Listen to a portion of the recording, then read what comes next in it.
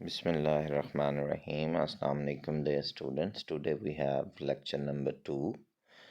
इसका आज हम सेकंड पार्ट जो है वो इस लेक्चर का देखेंगे। लास्ट टाइम हमने जो है वो न्यूट्रिशन इन फंजाई का टॉपिक स्टार्ट किया था, जिसमें से हमने saprophytic nutrition, parasitic nutrition, predation और सिम्बायोसिस की दो किस्मों में से लाइकन्स के बारे में पढ़ा था। आज का हमारा टॉपिक यही टॉपिक फर्दर कंटिन्यू करेंगे, इसको एंड करेंगे और नेक्स्ट टॉपिक स्टार्ट करेंगे माइकोराइज़ा, जो कि एक और सिम्बायोटिक एसोसिएशन है फंजाई जो करते हैं। Mycorrhiza are mutualistic association between certain fungi and roots of vascular plants. तो ये दो ऑर्गेनिजम्स इसमें जो इस एसोसिएशन में शामिल हैं, एक फंजाई और दूसरा वास्कुलर प्लांट्स हैं, उनकी रूट्स में फंजाई मौजूद होते हैं। About 95% of all kinds of vascular plants. ऐसे पौधे जो वास्कुलर प्लांट्स कहलाते हैं, जिनमें जाइलम और फ्लोएम होती है, वास्कुलर बंडल होता है, उन्हें वास्कुलर प्लांट्स कहते हैं। तो जितने भी दुनिया में वास्कुलर प्लांट्स हैं उनमें से 95% जो हैं सब में mycorrhizal association पाई जाती है। The fungal hyphae dramatically increase the amount of soil contact and total surface area for absorption and help in the direct absorption of phosphorus, zinc, copper and other nutrients from the soil into the roots। अब fungi जो है वो plant को क्या फ़ायदा देते हैं, ये सॉइल में एक तो प्लांट का जो सॉइल कांटेक्ट है उसमें इजाफा करते हैं, उसका surface area of absorption increase करते हैं और प्लांट की रूट्स को जो है वो मुख्तलिफ मिनरल्स हैं, जैसे कि फास्फोरस है, जिंक है, कॉपर है या दूसरे न्यूट्रिएंट्स हैं, उनको एब्जॉर्ब करने में हेल्प करते हैं। तो इसके बाद जो है such plants show better growth than those without this association. तो ऐसे प्लांट जिनमें माइकोराइजल एसोसिएशन होती है उनकी ग्रोथ ज़्यादा बेहतर होती है as compare to those plants जिनमें माइकोराइजल एसोसिएशन नहीं पाई जाती। The plant on the other hand supplies organic carbon to fungal hyphae. Plant चूँकि फोटोसिंथेटिक है तो वो फंजाई को कार्बन प्रोवाइड करता है। फोटोसिंथेसिस में जो शुगर्स बनाते हैं वो फंजाई यूज़ करते हैं, उनको प्रिपेयर्ड फूड मिलती है, तो दोनों एक दूसरे को फ़ायदा देते हैं। There are two main types of mycorrhiza. Mycorrhiza की दो किस्में हैं, ये शॉर्ट क्वेश्चन में आता है, नोट कर लीजिएगा। What is the difference between endomycorrhiza and ectomycorrhiza. तो endomycorrhiza in which the fungal hyphae penetrate the outer cells of the plant root forming coils, swellings and minute branches and also extend out into the surrounding soil. तो ऐसे mycorrhiza जो कि fungi की roots के cells के अंदर penetrate करते हैं, इसी वजह से इन्हें एंडोमाइकोराइज़ा कहते हैं। तो ये बाहर एक तो सॉइल में भी स्प्रेड करते हैं और दूसरा रूट के सेल्स के अंदर तक पेनिट्रेटेड होते हैं, तो इन्हें एंडोमाइकोराइज़ा कहा जाता है। तो जैसे ये रूट के सेल्स में पेनिट्रेट करते हैं, वहाँ कॉइल्स या स्वेलिंग्स बनाते हैं और छोटी छोटी ब्रांचेस बनाते हैं, जैसा कि इस फिगर के अंदर दिखाया गया। ये एक फिगर ए फिगर जो है, इसमें एक साइड पे एंडोमाइकोराइज़ा दिखाए गए हैं जो सेल्स के अंदर ज़्यादा पेनिट्रेट कर रहे हैं और बाहर की तरफ भी इन कांटेक्ट में होते हैं। इसके बाद जो है जो एक्टोमाइकोराइज़ा हैं, in which the hyphae surround and extend between the cells but do not penetrate the cells. तो ऐसे माइकोराइज़ा माइकोराइजल एसोसिएशन जिसमें फंजाई के हाइफी रूट के सेल्स के अंदर पेनिट्रेट नहीं करते बल्कि सेल्स के बाहर बाहर रहते हैं। रूट के अंदर तो पेनिट्रेट करते हैं लेकिन रूट के सेल्स में पेनिट्रेट नहीं करते, just they remain outside the cells. इन्हें इस वजह से इन्हें एक्टोमाइकोराइज़ा कहते हैं। तो ये फंजाई अगर सेल्स के अंदर पेनिट्रेट करेंगे तो वो एंडोमाइकोराइज़ा, अगर सेल्स के अंदर पेनिट्रेट नहीं करते, सेल्स के बाहर बाहर ही रहते हैं, तो वो एक्टोमाइकोराइज़ा होगा। These are mostly formed with pines and firs. ये जो एक्टोमाइकोराइजल एसोसिएशन है ये पाइन ट्रीज़ जो होते हैं उनमें, या फर जितने भी जिम्नोस्पर्म्स हैं, कोन प्रोड्यूसिंग प्लांट्स हैं, ये पाइन और फर उसी से ताल्लुक़ रखते हैं। However the mycelium extend far out into the soil in both kinds of mycorrhiza. चाहे माइकोराइजल एसोसिएशन एंडो हो या एक्टो हो, दोनों के अंदर जो है वो फंजाई के हाइफी बाहर सॉइल में पेनिट्रेट डीपली करते हैं। इसके बाद जो है fungi grow best in moist habitat. Fungi किन कंडीशंस में ज़्यादा बेहतर ग्रोथ शो करते हैं? अमूमन नमी वाले माहौल में, नमी वाले हैबिटेट में, मस्कन में ये अपनी अच्छी ग्रोथ करते हैं। But are found wherever organic matter is present. जहाँ भी डेड मैटर मौजूद होता है वहाँ ये मौजूद होते हैं। They survive dry conditions in some resting stage और बाय प्रोड्यूसिंग रेजिस्टेंट स्पोर्स। ये ड्राई कंडीशंस में सर्वाइव कर जाते हैं जब माहौल जो है वो मॉइस्चर कम होता है, तो फिर ये रेस्टिंग स्टेज में आ जाते हैं या स्पोर्स की फॉर्म ले लेते हैं, तो ड्राई कंडीशन सर्वाइव कर जाते हैं। They can also tolerate a wide range of pH. From 2 to 9, ये नोट करने ही MCQ बोर्ड में आया था। फंजाई 2 से 9 तक की pH को बेयर कर सकते हैं। अगर pH जो है इन्वायरमेंट की 2 से 9 तक है तो फिर ये सर्वाइव कर जाते हैं। A wide temperature range and high osmotic pressure, तो काफ़ी टेम्परेचर की मुख्तलिफ रेंज है, जैसे pH की रेंज है उस तरह टेम्परेचर की रेंज को भी ये बेयर करते हैं, और बहुत हाई ऑस्मोटिक प्रेशर को भी ये बेयर करते हैं, जैसा एज इन कॉन्सनट्रेटेड सॉल्ट और sugar solutions as in jelly jam. जैसे कि जैम्स और जेलीज़ के अंदर जो शुगर सोल्यूशन या सॉल्ट का कॉन्सेंट्रेटेड सोल्यूशन है उसमें भी ये ग्रो कर जाते हैं। These features also help them in their survival on land. तो इनके रेजिस्टेंट नेचर और मुख्तलिफ रेंज के टेम्परेचर, pH और सोल्यूशंस को बेयर करने की एबिलिटी की बेस पर ये लैंड पे भी इक्वली बहुत अच्छे तरीके से सर्वाइव कर जाते हैं। Fungi store surplus food usually as lipid droplets और ग्लाइकोजन इन द माइसीलियम। तो फंजाई अपनी इजाफी फूड को या तो लिपिड ड्रॉप्स की शक्ल में स्टोर करते हैं या ग्लाइकोजन की शक्ल में अपने माइसीलियम में स्टोर करते हैं। इसके बाद नेक्स्ट टॉपिक हम स्टार्ट करते हैं रिप्रोडक्शन इन फंजाई का। Most fungi can reproduce asexually as well as sexually except imperfect fungi in which sexual reproduction has not been observe. तो फंजाई जो हैं, जितने भी फंजाई हैं सिवाय इम्परफेक्ट फंजाई के, सब में एसेक्सुअल और सेक्सुअल रिप्रोडक्शन पाई जाती है। इम्परफेक्ट फंजाई को इम्परफेक्ट इसी वजह से कहते हैं क्योंकि उनमें सेक्सुअल रिप्रोडक्शन ऑब्जर्व नहीं की गई। अब फंजाई मुख्तलिफ तरीक़ों से एसेक्सुअल रिप्रोडक्शन करते हैं। एसेक्सुअल रिप्रोडक्शन ऐसी रिप्रोडक्शन होती है जिसमें मेल फीमेल सेक्स इन्वॉल्व नहीं होती, एक ही ऑर्गेनिज्म है, उसी से नए ऑर्गेनिजम्स तैयार हो जाते हैं। तो फंजाई में एसेक्सुअल रिप्रोडक्शन जो है वो या तो स्पोर्स के ज़रिए होती है, या कोनिडिया के ज़रिए, या फ्रेगमेंटेशन, या बडिंग के ज़रिए। तो ये 4 बुनियादी तरीके हैं फंजाई में सेक्सुअल रिप्रोडक्शन करने के।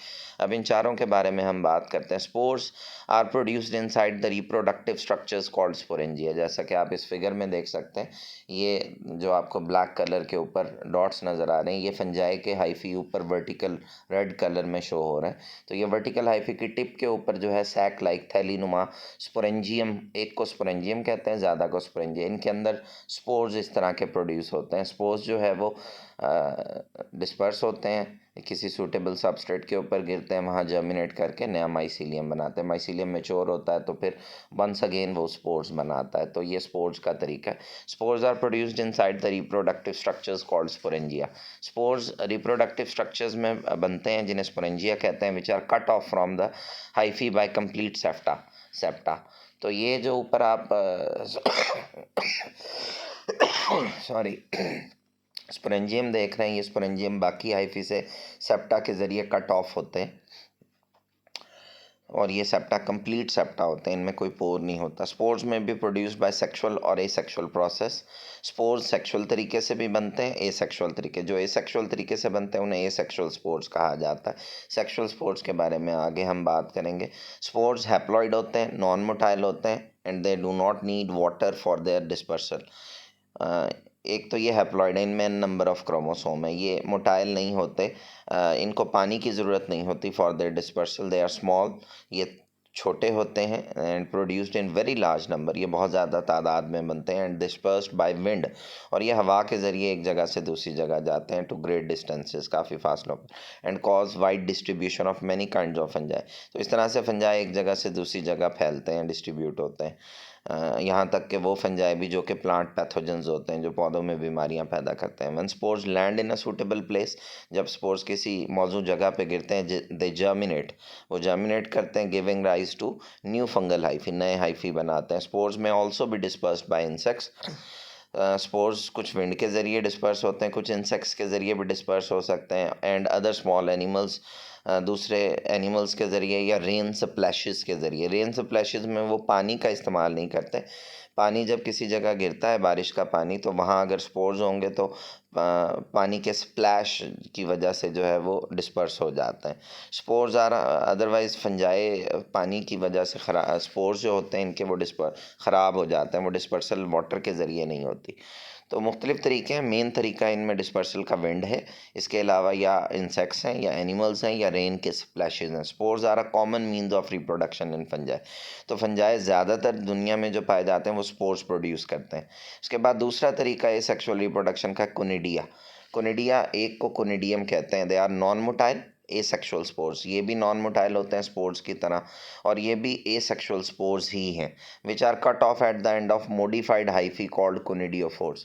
तो ये जो आप फिगर देख रहे हैं ये वाली, इसके अंदर जो है वो कोनिडिया दिखाए गए हैं। कोनिडिया जो है वो कोनिडियोफोर, जिस ब्रांच की टिप के ऊपर, हाइफी की ब्रांच की टिप के ऊपर कोनिडिया लगते हैं उसे कोनिडियोफोर कहते हैं। लेकिन ये जो स्पोरेंजियम, ये रेड कलर के हाइफी दिखाए मैं, वर्टिकल हाइफी, इन्हें स्पोरेंजियोफोर कहते हैं। तो कोनिडिया जिस ब्रांच पे लगते हैं उसे कोनिडियोफोर कहते हैं, और स्पोरेंजिया जिस ब्रांच के ऊपर लगते हैं उसे स्पोरेंजियोफोर कहते हैं। तो ये जो कोनिडिया है ये किसी सैक के अंदर प्रोड्यूस नहीं होते जैसे कि स्पोर्स प्रोड्यूस होते हैं। They are not inside the sporangia, ये स्पोरेंजियम के अंदर नहीं है, बल्कि ये हाइफी की टिप के ऊपर नेकेड लगे हुए होते हैं, यूजुअली इन चेन्स की सूरत में होते हैं और क्लस्टर्स या गुच्छे की सूरत में। दीज में be produced in very large number like sports की तरह ये भी ज़्यादा तादाद में प्रोड्यूस होते हैं। They can survive for weeks, ये स्पोर्ट्स के मुकाबले में ज़्यादा रेजिस्टेंट होते हैं, and cause rapid colonization of new food, और नई जो है वो फूड्स के ऊपर ये फंजाई की कॉलोनी बनाते हैं। तो ये दो तरीके हैं, एक है स्पोर्स का, एक है कोनिडिया का। अब तीसरा तरीका फ्रेगमेंटेशन का। Fragmentation is simple breaking off mycelium of some hyphal fungi. तो जो फंजाई हाइफी पर मुश्तमिल होते हैं उनके हाइफी, जैसे पौधे की ब्रांचेस टूटती हैं ऐसे फंजाई के हाइफी टूटते हैं, छोटे छोटे टुकड़ों में तब्दील होते हैं, उन्हें फ्रेगमेंट्स कहते हैं, और इस प्रोसेस को फ्रेगमेंटेशन कहा जाता है। Each broken fragment giving rise to a new mycelium, हर टूटे हुए फ्रेगमेंट से फिर एक नया माइसीलियम बन जाता है। Unicellular yeast reproduce by budding, ये चौथा तरीका है फंजाई में सेक्सुअल रिप्रोडक्शन का, लेकिन ये सिर्फ उनमें पाया जाता है जो फंजाई यूनिसेल्युलर है, और वो अकेला यीस्ट है। यीस्ट एक यूनिसेल्युलर फंगस है, ये बडिंग करता है। बड क्या होता है? An asymmetric division in which tiny outgrowths or bud is produced which may separate and grow or by simple relatively equal cell division. तो फंजाई जो यीस्ट है एक सेल है, सेल के ऊपर जो है वो आउटग्रोथ बनती है, उभार सा बनता है, जिसे बड कहा जाता है। जैसे आप ये देख रहे हैं, ये बड स्कार है, बड स्कार जिस जगह होगा वहीं पर बड बनेगा। तो बड जो है बाजुकात अपने पेरेंट सेल के साथ जुड़ा रहता है, बाजुकात उससे डिटैच हो जाता है। जब ये अलग होता है तो फिर डिटैच होने के बाद ये अलग से एक नए सेल के तौर पर सर्वाइव कर सकता है। तो यीस्ट दो किस्म के हैं, एक वो जो बडिंग करते हैं उन्हें हम सैक्रोमाइसिस सेरेविसाई कहते हैं। यीस्ट का साइंटिफिक नेम ये नीचे रेड में लिखा हुआ है। ये माइक्रोस्कोपिक फिगर आपको दिखाई गई है, इसमें ये जैसे देखें यहाँ बड दिखाया गया है, ये पेरेंट सेल है, इसके साथ ये बड लगा हुआ है। तो पेरेंट सेल के ऊपर जिस जगह बड बनता है उसे बड स्कार कहते हैं। ये इस फिगर में यहाँ पर बड स्कार शो किया गया। तो बाज़-ओ-क़ात एक पेरेंट सेल के ऊपर बहुत सारे बड्स बन जाते हैं, और वो उससे जुड़े भी रह सकते हैं, उससे अलग भी रह सकते हैं। लेकिन जुड़े रहें या अलग रहें, दोनों सूरतों में ये एक अलग से एक नया सेल होगा, नया डॉटर सेल होगा। तो ये 4 तरीके होते हैं फंजाई के अंदर एसेक्सुअल रिप्रोडक्शन करने के। तो इसके बाद सेक्सुअल रिप्रोडक्शन आती है फंजाई की। Details of sexual reproduction vary in different groups of fungi. Fungi के हर ग्रुप में सेक्सुअल रिप्रोडक्शन के तरीके अलग अलग हैं, but fusion of haploid nuclei and meiosis are common to all.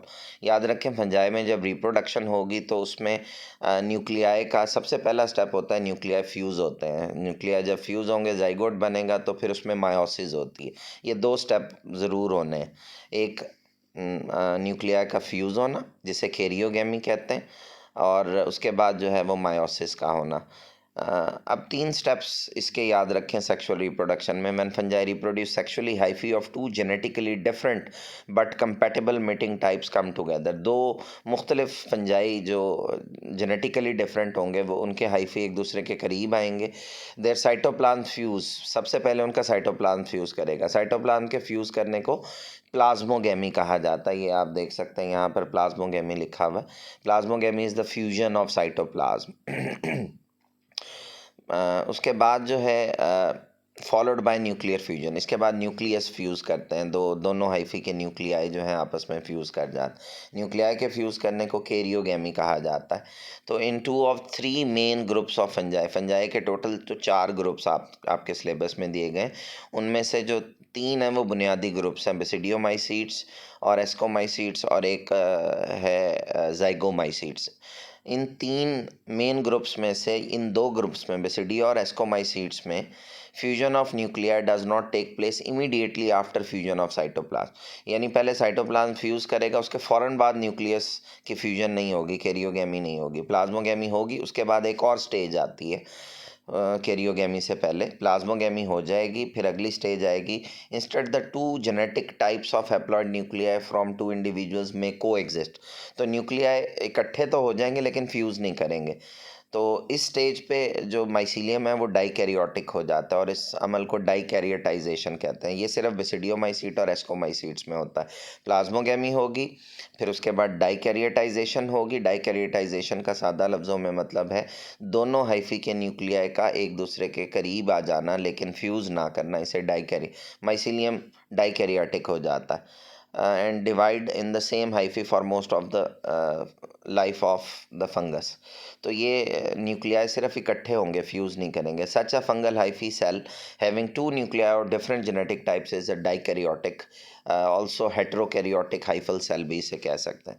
तो वो बेसिडियोमाइसीट्स में और एस्कोमाइसीट्स में जब दो हाइफी एक दूसरे के करीब आते हैं और उनके न्यूक्लियाई बजाय फ्यूज़ करने के प्लाज्मोगेमी के फ़ौरन बाद उनके न्यूक्लियाई कैरियोगेमी नहीं होती, बल्कि दोनों न्यूक्लियाई एक दूसरे के करीब रहते हैं फ्यूज़ किए बगैर।